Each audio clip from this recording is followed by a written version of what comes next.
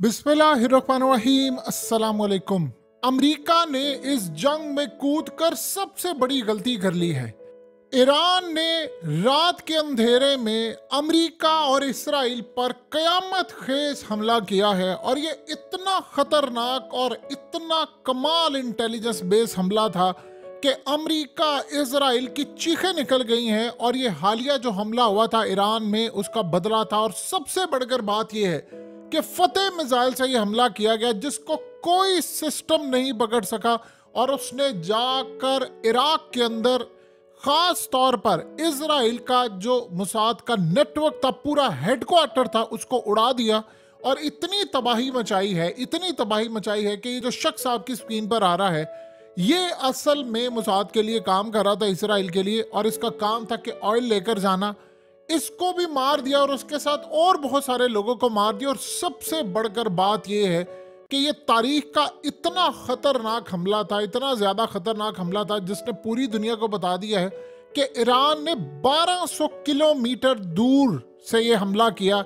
यानी आप अंदाजा कर लें कि इतनी करेक्ट रेंज, और इनको पता था कि इस वक्त ये शख्स जो फ्रंट मैन है, जो इसराइल के लिए असल में तेल चोरी करवाने के लिए मुआहदे करता था, वो बंदा वहां पर मौजूद है और इसराइल की इंटेलिजेंस एजेंसियों के अहम तरीन लोग यहाँ पर मौजूद होंगे। तो उस वक्त उन्होंने, आप सोचिए जरा, लॉन्चिंग से लेकर वहां की मौजूदगी तक क्या उनके पास इंटेलिजेंस मालूमात होगी कि उन्होंने हमला किया और वो सीधा जाकर हिट करता है।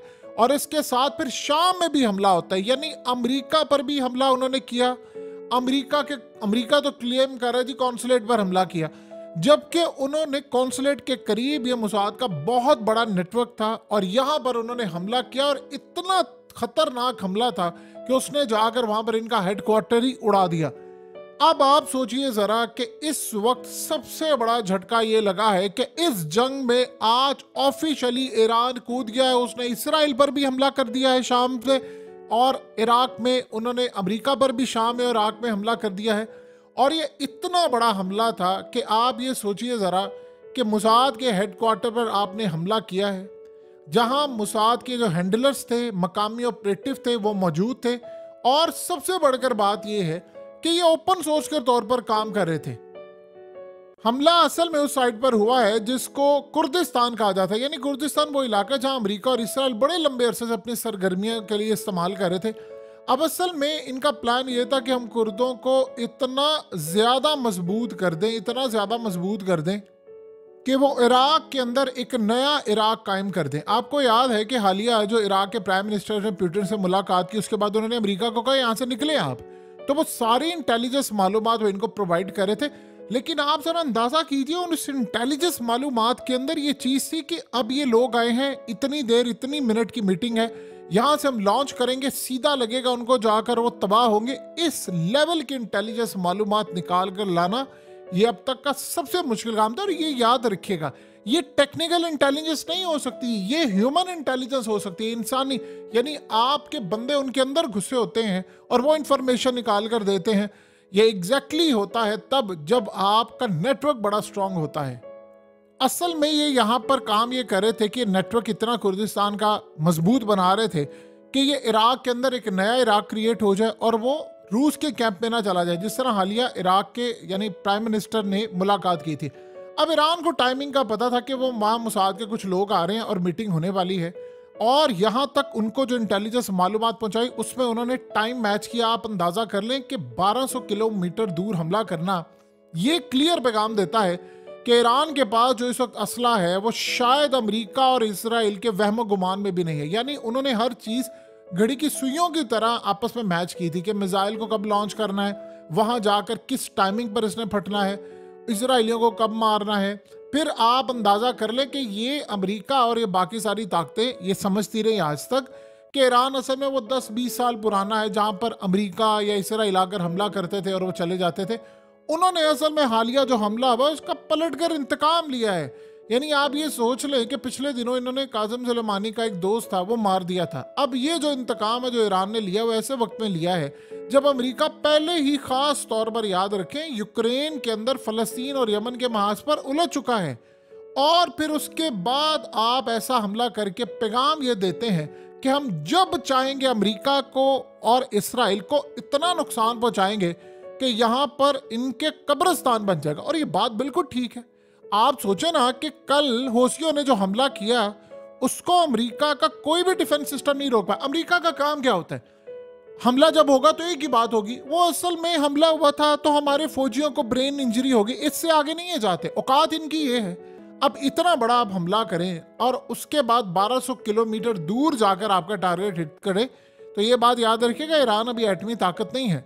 तो सोचो जब ये एटमी ताकत बन गया तो उसके बाद क्या हाल हो जाएगा। अगर उससे आर्मी पाबंदियां हट जाए, उसकी मईशत मजबूत हो जाए, ये एटमी मिसाइलों से लैस होगा, ये तो आप सोच लें अमेरिका और इसराइल का जीना हराम कर देगा। अभी भी ये इस सारी सूरत हाल में इसराइल और अमेरिका का जीना हराम कर रहा है और करेगा। याद रखिएगा, ये इसराइल पर मिसाइल मार देगा, यानी जो फतेह 2 हाइपरसोनिक मिसाइल है ये इसराइल पर मार देंगे और ये किसी सूरत नहीं चूकेंगे। ये ईरान फोन नहीं ईरान रहा जो पहले कभी हुआ करता था। ये यमन भी वो यमन नहीं रहा।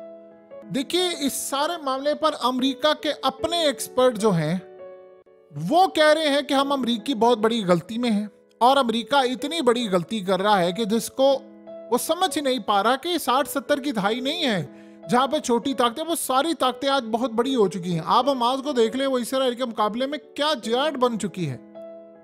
देखिए, इस वक्त 3 हमले हुए हैं टोटल, लेकिन बैक वक्त अगर देखें तो 2 जगहों पर हमला हुआ, यानी इराक में और शाम में, और दोनों जगहों पर अमेरिका के जो एसेट्स थे उनको कामयाबी से हिट करना।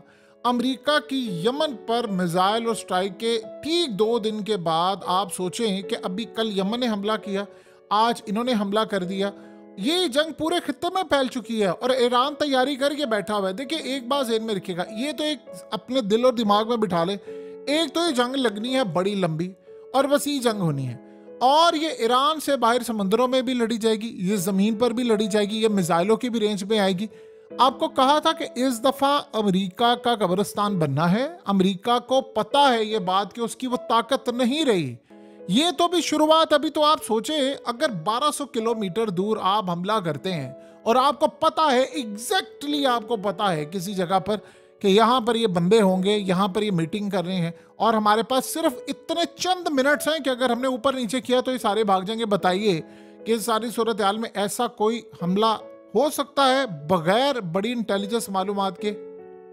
ईरान ने अभी, याद रखिएगा, अपनी शाम के अंदर और इराक में प्रॉक्सीज जो हैं वो असल में उनको मजबूत नहीं किया, यानी उसको ऑर्डर नहीं अभी जारी दिया कि आप ये हमला करें। आप सोचे, ईरान ने पहल की और जितनी प्रॉक्सीज है उनको कहा कि आप बेफिक्र हो जाए, हमारे पास इतनी ताकत है कि हम अमेरिका को हिट कर सकते हैं। देखिए, पिछले काफ़ी अरसे से हो ये रहा था कि कासिम सुलेमानी के बारे में ईरानी आज तक खुश नहीं है। वो कह रहे हैं कि जो जवाब देना चाहिए था ईरान ने वो दिया नहीं। और आप देख लें कि चौथी जब उनकी बरसी थी तो उस पर भी ये सूरत हाल पेश आई, यानी उस पर गए ईरानी और वहाँ पर हमला हो गया, तो उनको गुस्सा तो था। लेकिन अब जो इन्होंने बदला लिया है वो उन्होंने क्लियरली बता दिया है कि हमारी जो कैलकुलेशन है वो इतनी ज़्यादा बढ़ चुकी है। देखिए, चाइना इसमें पूरी तरह ईरान को टेक्नोलॉजी दे चुका है। ईरान ने अपने मिसाइल बनाए हैं, ईरान के इंजीनियर से दिन रात काम किया है, उनके लोगों ने बहुत ज़्यादा काम किया है। यानी अब आप सोच लें, ईरान वो ताकत बन चुका है मिडिल ईस्ट में।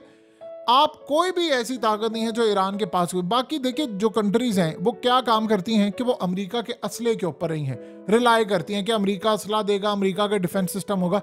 इन्होंने सारा कुछ अपना बना लिया है। इन्होंने अमेरिका को और उनके सिस्टम को सामने रखकर चाइना से मदद ली, इन्होंने रूस से भी मदद ली, इनके अपने इंजीनियर्स काम करते रहे। रूस को तो इन्होंने खुद ड्रोन्स भी दिए हैं। तो इस लेवल पर जाकर आपने उनको हिट किया, तो आप सोच लें ये तो इतनी बड़ी नाकामी थी CIA की, और ये मुसाद का उनका इतना बड़ा इंटेलिजेंस फेलियर था कि उनको पता ही नहीं चल सका। देखिए, इन्होंने हालिया खास तौर पर जब मारा था हमास का लीडर, तो तब भी इसराइल की कामयाबी थी, ये ज़हन में रखिएगा। लेबनान में ह्यूमन इंटेलिजेंस थी, उन्होंने मारा। ये तो मामला ही बड़ा डिफरेंट है। वो तो इन्होंने चले ड्रोन से मारा और बहुत सारी चीज़ें की, वो भी एक उनकी कामयाबी थी इसराइल की। लेकिन इनका मामला तो आप वो मिसाइल मारते हैं इतनी दूर से, और 1200 किलोमीटर दूर से जाकर मिसाइल टारगेट हिट करे। यानी एक बात ज़हन में रखिए, कम से कम 1 घंटा या 45 मिनट तो वो लेता होगा। तो फिर इस सूरत हाल के अंदर इराक में लगे अमेरिका के तमाम मिसाइल डिफेंस सिस्टम कैसे नाकाम हो गए? ये वो बात है जो हालिया ईरान ने कही थी कि हम आप पर जब हमला करेंगे तो आप क्या दुनिया का कोई भी मिसाइल डिफेंस सिस्टम उसको रोक नहीं पाएगा। अब ये समझ लीजिए ये अब तक का अमेरिका के लिए सबसे बड़ा झटका है। 2 हुए हैं हमले एक दिन के अंदर। कल जब हौसियों ने हमला किया तो तब भी अमेरिका का जो डिस्ट्रॉयर थे और नेवी थी और सारा उनका डिफेंस सिस्टम जो था वो वीक हो गया, वो नाकाम हुआ। और अब इराक और शाम में जो हमला हुआ है तभी उनका डिफेंस सिस्टम काम नहीं कर रहा। तो अमेरिका ईरान से इंटेलिजेंस निकलवाने या उनके अंदर अपने बंदे भेजकर ये सारी मालूमात निकलवाने में अब तक नाकाम रहा है। अब उसे अंदाजा नहीं हो पा रहा कि ईरान अटैक करेगा, ईरान हमला करेगा, एक नहीं 2 जगहों पर करेगा। यानी अमेरिका की इंटेलिजेंस, डिफेंस सिस्टम, टेक्निकल जितनी सुप्रीमेसी थी, जो उसका भरम था वो जी मैं बड़ी ताकत हूं, ईरान ने उसका शराजा बिखेर दिया है।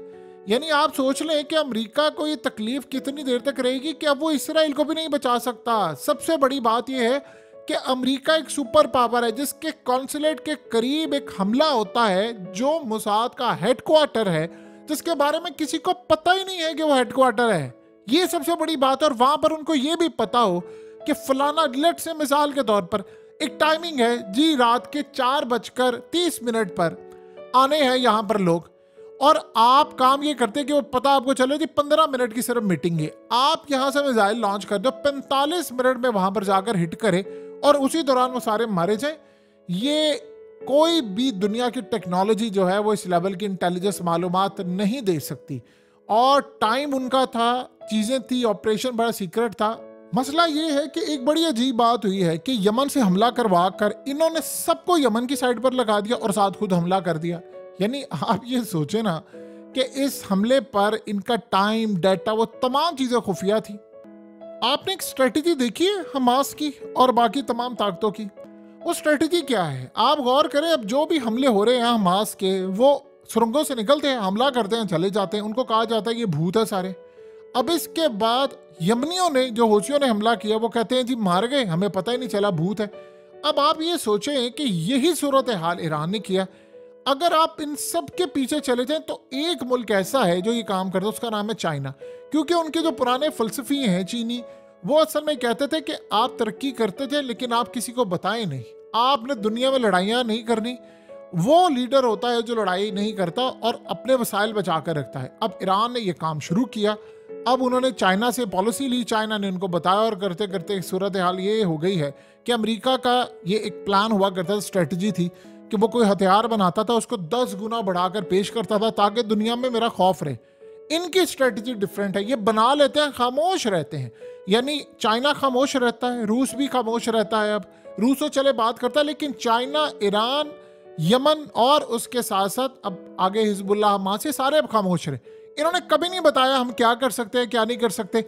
अगर ये बता देते तो क्या इसराइल का ऑपरेशन नाकाम होता? सवाल ही पैदा नहीं होता। उनके अपने मिनिस्टर्स ये बात कहना शुरू हो गए हैं कि हमने किसी सूरत, अब मोसाद ने वो काम नहीं किया जो करना चाहिए था। उन्होंने कहा कि हम नहीं जी सकते, जितनी जंग लंबी हो रही है हमारे लिए मसला है। प्रॉब्लम यह है कि अमेरिका को ढाल बनाकर रखा हुआ था।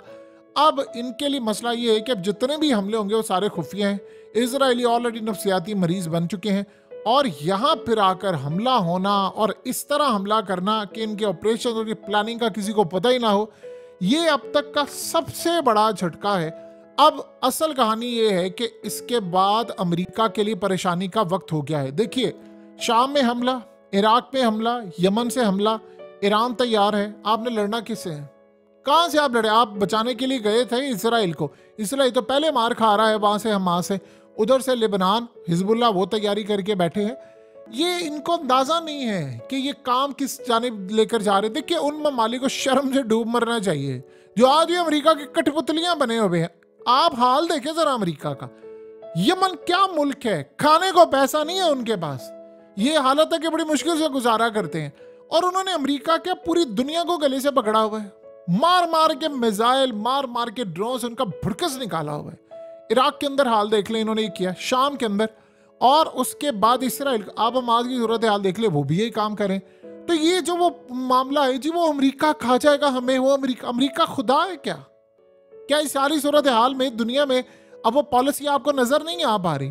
छोटी छोटी ताकतें जो हैं वो उठकर अमेरिका को गले से पकड़ा हुआ है, और दुनिया की बड़ी ताकतें आज भी अमेरिका के आगे लेटी हुई हैं। सो लिहाजा अब दुनिया में फैसले होने हैं, किसने कहाँ खड़े होना है। लेकिन एक बात बड़ी तय है और बड़ी अहम तरीन है, इसको आप अपने दिलो दिमाग में अच्छी तरह बिठा लें कि अमेरिका ये जंग हार चुका है।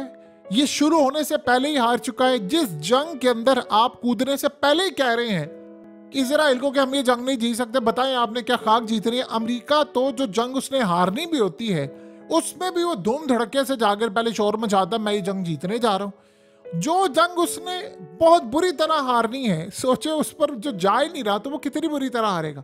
सो गेम अब ये खत्म हो चुकी है इनके हाथ से। आप देखिएगा इनके साथ होता क्या इस खत्ते के अंदर। इजराइल को अंदाजा नहीं है कि उसने कितनी खतरनाक जंग छेड़ दी है।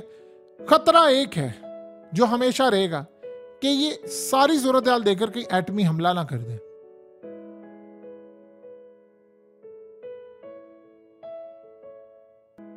हकीकत टीवी को सब्सक्राइब करना मत भूलें, वीडियो को लाइक करें, शेयर करें और कमेंट सेक्शन में अपनी राय का इजहार जरूर करें।